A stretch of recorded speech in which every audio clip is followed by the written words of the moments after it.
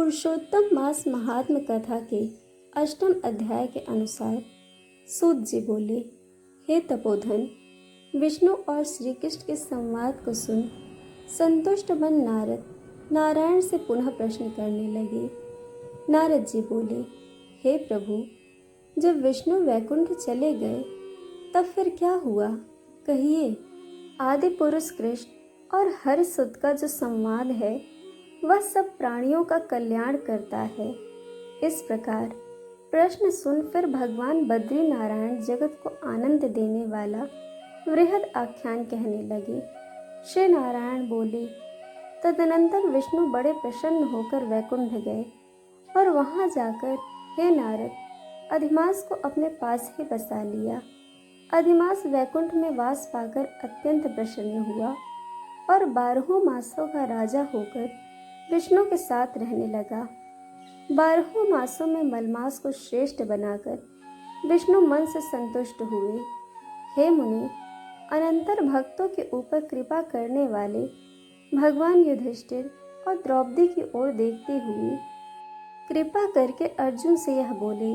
श्री कृष्ण बोले, हे राज शार्दुल, हमको मालूम होता कि तपोवन में आकर आप लोगों ने दुखित होने के कारण पुरुषोत्तम मास का आदर नहीं किया।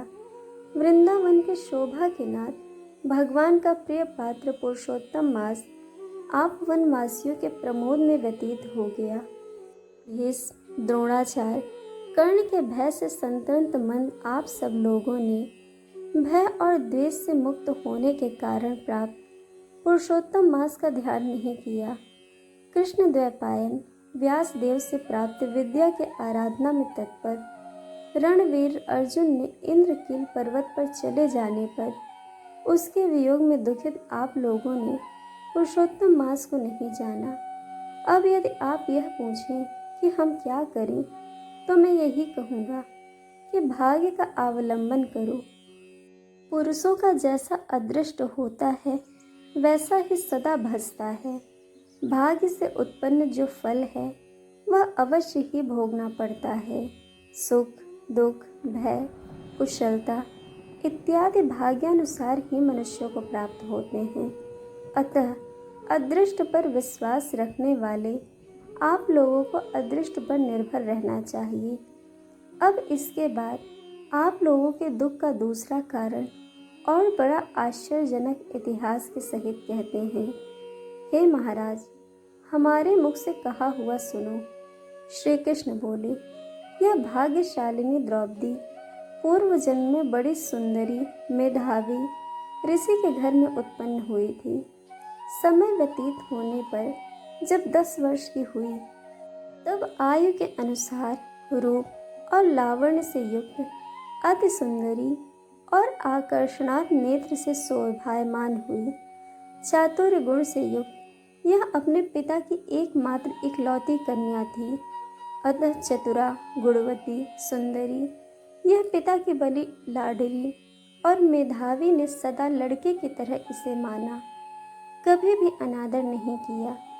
यह भी साहित्य शास्त्र में पंडिता और नीति शास्त्र में भी प्रवीणा थी। इसकी माता इसकी छोटी अवस्था में ही मर गई थी। पिता ने ही प्रसन्नता पूर्वक पाला पोसा था। पास में रहने वाली अपनी सखी के पुत्र पौत्रादि सुख को देख इसको भी स्पृहा हुई और तब यह सोचने लगी कि हमें भी यह सुख कैसे प्राप्त हो। गुण और भाग्य का निधि सुख देने वाला पति और सत्पुत्र कैसे हो। इस प्रकार मनोरथ विचारती हुई सोचने लगी कि पहले मेरा विवाह उपस्थित था, परंतु भाग्य ने बिगाड़ दिया। अब क्या करने से अथवा क्या जानने से एवं किस देवता की उपासना करने से या किस मुनि की शरण में जाने से अथवा किस तीर्थ का आश्रय करने से मेरी मनोकामना पूर्ण होगी। मेरा भाग्य कैसे सो गया कि कोई भी पति मुझको वरण नहीं करता है। पंडित भी मेरे पिता मेरे दुर्भाग्य से मूर्ख हो गया। बड़ा आश्चर्य है। विवाह का समय उपस्थित होने पर भी मेरे समान वर को पिता ने नहीं दिया।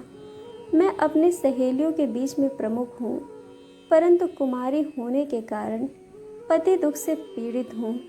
जैसे मेरी सखियाँ पति सुख को भोगने वाली हैं, वैसे मैं नहीं हूँ। मेरी भाग्यवती माता क्यों पहले मर गई।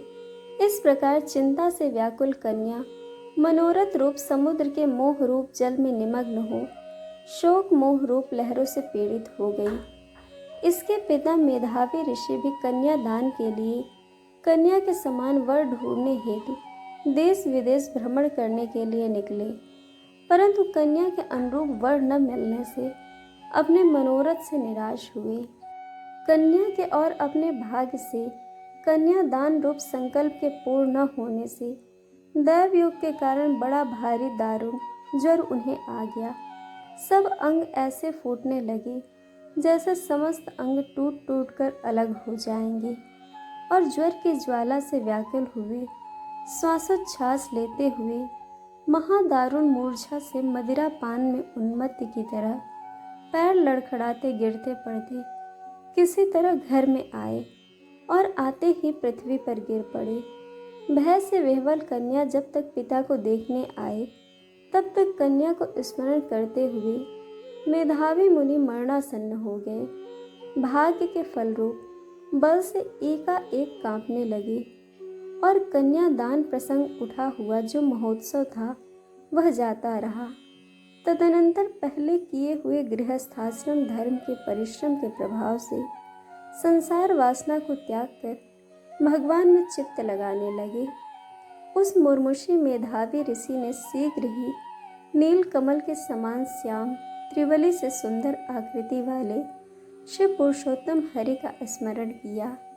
हे रास के स्वामी, हे राधे, हे प्रचंड भुजदंड से दूर से ही देवताओं के शत्रु दैत्य को मारने वाले, हे अति उग्र दावा नल को पान कर जाने वाले, हे कुमारी गोपिकाओं के उतारे हुए वस्त्रों को हरण करने वाले, हे कृष्ण, हे गोविंद, हे हरे, हे मुरारे, हे राधेश, हे दामोदर, हे दीनानाथ, मुझ संसार से निमग्न की रक्षा कीजिए। इंद्रियों के ईश्वर आपको प्रणाम है।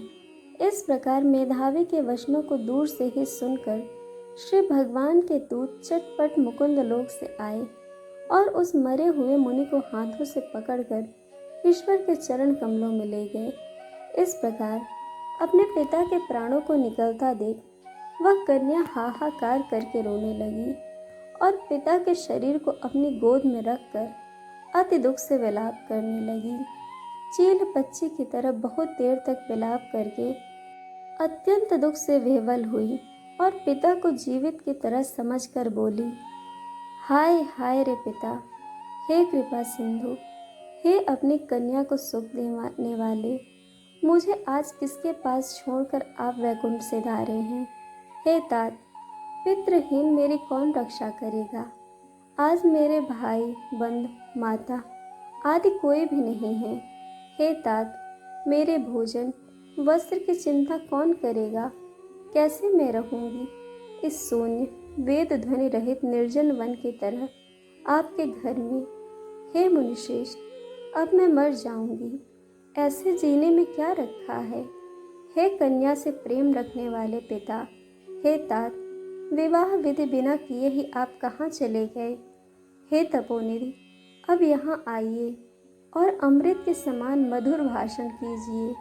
क्यों आप चुप हो गए। हे तात, बहुत देर से आप सोए हुए हैं, अब जगिए। ऐसा कहकर आंसू बहाती हुई घड़ी घड़ी कन्या विलाप करने लगी और पिता के मरने से दुखित हुई आरता चील बच्चे की तरह मुक्त कंठ से रोने लगी। उस लड़की का रोदन सुन उस वन में रहने वाले ब्राह्मण आपस में कहने लगे कि इस तपोवन में अत्यंत करुण शब्द से कौन रो रहा है।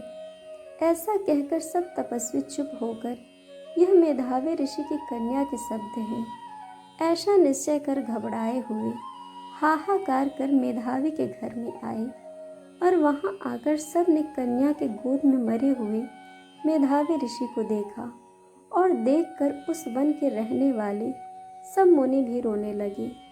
कन्या के गोद से शव लेकर शिव मंदिर के पास शमशान पर गए। वहां काष्ठ की चिता लगाकर विधि से अंत्येष्टि कर्म कर उसका दाह किए। दाह के अनंतर कन्या को समझाकर सब ऋषि अपने अपने आश्रम गए। इधर कन्या भी धैर्य धारण कर यथाशक्ति क्रिया के लिए द्रव्य खर्च किया। इस प्रकार पिता की मरण क्रिया को करके कन्या इसी तपोवन में निवास करने लगी और पिता के मरण रूप दुखलान में जलती हुई रंभा की तरह व्यतीत हुई। एवं बछड़े के मर जाने के जैसे गौ चिल्लाती है और खाती नहीं दुर्बल होती है, वैसे ही यह बाला भी दुखित हुई। इस प्रकार पुरुषोत्तम मास महात्म 8वां अध्याय पूर्ण हुआ। दोस्तों, आपको कथा कैसी लगी यह हमें कमेंट करके ज़रूर बताइएगा और चैनल को सब्सक्राइब, वीडियो को लाइक शेयर करना बिल्कुल मत भूलिएगा। वीडियो देखने के लिए आप सभी का बहुत बहुत धन्यवाद। जल्द मिलेंगे इसके अगले अध्याय के साथ।